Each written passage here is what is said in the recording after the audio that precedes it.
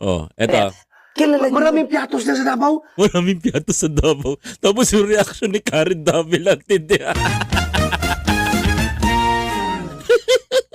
Hindi maipinta yung reaction ni Miss Karen Davila nung sinabi ni Senator Bato, maraming piatos dyan sa Davao.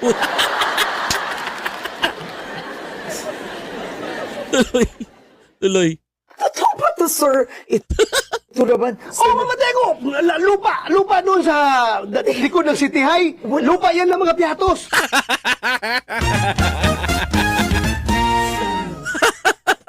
Pinagpilitan niya talaga na may mga piatos ba talagang apelido? Kung mayroong piatos na apelido sa Pilipinas, bakit hindi nag-i-exist? At hindi nag-i-exist yung Mary Grace Piatos.